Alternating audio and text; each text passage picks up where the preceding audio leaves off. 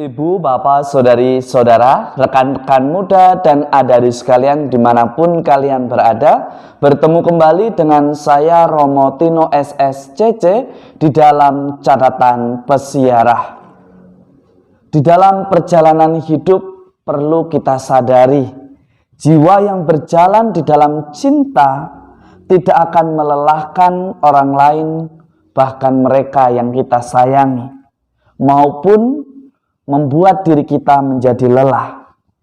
Karena cinta yang berasal daripadanya justru akan saling menghargai, saling menghormati, saling menguatkan, dan membawa sukacita di dalam pelayanan yang membawa nama Tuhan semakin dimuliakan di setiap kehadiran kita. Sebelum kita mendengarkan permenungan dari catatan pesiarah, marilah kita membuat tanda kemenangan Kristus. Dalam nama Bapa dan Putera dan Roh Kudus. Amin. Allah Bapa yang Maha Rahim, Engkau menaruh belas kasih dan menganugerahkan pengampunan atas dosa kami. Semoga kami pun tekun dan setia meneruskan kasih kebaikan-Mu kepada sesama kami di setiap langkah kehidupan kami. Demi Kristus Tuhan dan pengantara kami. Amin. Ibu, bapak, saudari, saudara, rekan-rekan muda, dan adik-adik sekalian yang terkasih di dalam Yesus Kristus.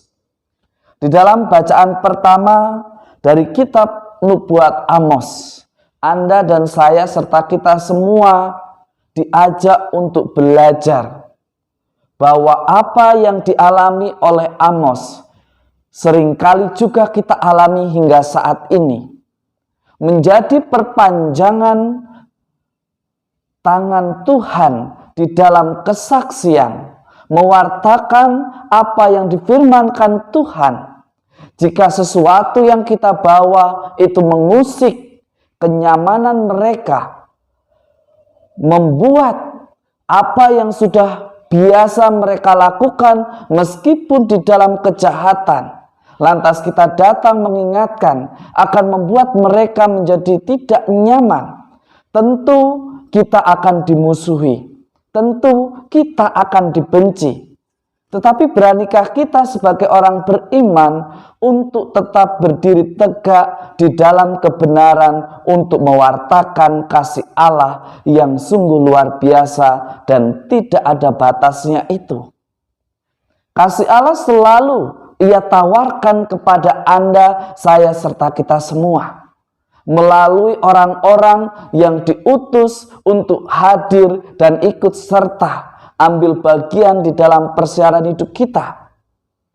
Tetapi pertanyaan refleksinya, apakah Anda, saya, serta kita semua mau mengikuti dan mendengarkan apa yang dikehendaki oleh Tuhan melalui orang-orang yang dikirimkan untuk memperingatkan kita? Ataukah kita justru seperti bangsa pilihan yang merasa sudah lebih mengenal Tuhan, yang merasa bahwa sudah lebih lama hidup menghidupi ritual-ritual keagamaan, tetapi ketika kedalaman imannya dikritik, lantas kita mulai mencari pembenaran, lantas kita mulai mencari-cari kesalahan dari orang yang menegur dan menasehati kita agar kita untuk tetap berada di dalam jalan yang benar. Mazmur tanggapan pada hari ini dari Mazmur 19. Anda dan saya serta kita semua diajak untuk mengingat-ingat bahwa keputusan Tuhan itu benar dan selalu adil. Hanya saja seringkali kita merasa bahwa Tuhan tidak adil karena menggunakan logika kita. Karena apa yang menjadi rencana Tuhan seringkali tidak memuaskan ambisi kita. Jika kita berpikir bahwa yang terjadi harus yang sesuai dengan ambisi kita, seringkali kita tidak akan pernah sampai pada kebahagiaan yang sejati. Kita akan menemukan kelelahan, kita akan merasa capek, Kita akan merasa kecewa di dalam pelayanan dan di dalam tugas serta pekerjaan yang menjadi tanggung jawab kita, jika jiwa kita tidak berjalan dalam kasih-Nya. Kita mendengarkan sebuah kisah mukjizat yang terjadi, yang disampaikan dalam Injil Suci menurut Matius, di mana iman mereka menyembuhkan si lumpuh. Imannya akan Tuhan, dan ia pun mengalami kasih yang sungguh luar biasa dari Tuhan.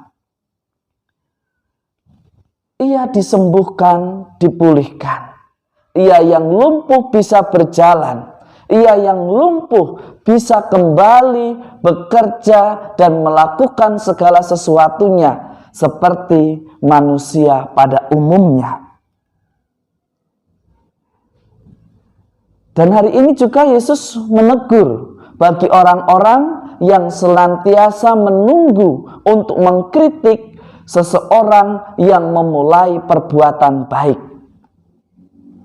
Seringkali Anda dan saya serta kita semua ketika melihat ketidakberesan, kita diam 1000 bahasa.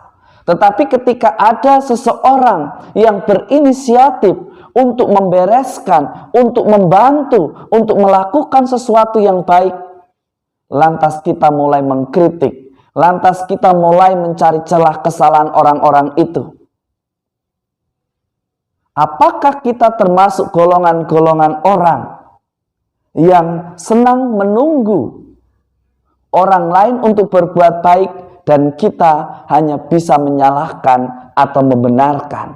Bahkan seringkali kita menjadi pribadi yang tidak mau membenarkan perbuatan yang betul-betul perbuatan baik.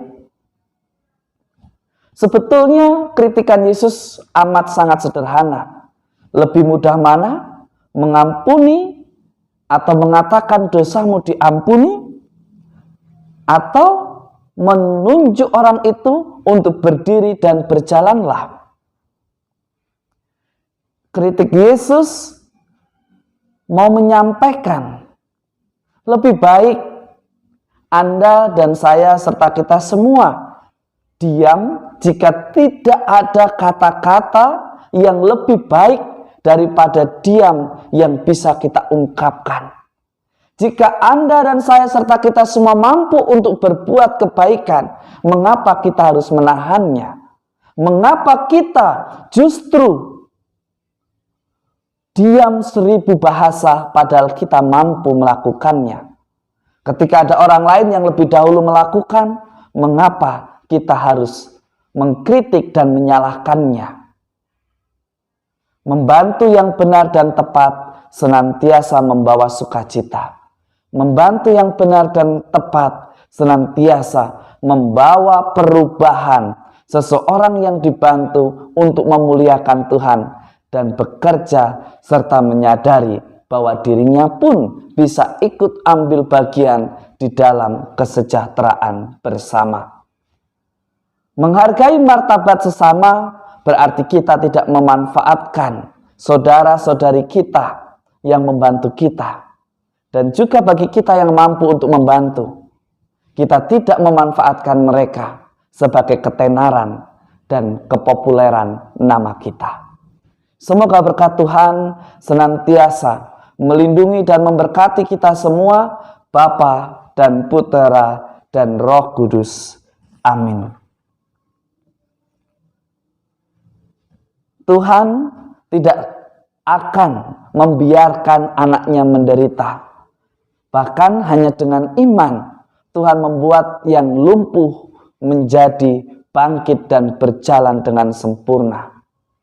Beranikah kita untuk senantiasa berpegang teguh serta mengandalkan Tuhan di dalam iman kita, sehingga harapan yang terbaik dalam hidup kita sungguh tetap terjaga. Dan sebagai orang yang mengenal Tuhan, mari kita usahakan kebaikan untuk senantiasa terjadi dan ada di dalam tindakan nyata kita. Selamat beraktivitas, Tuhan memberkati. Amin.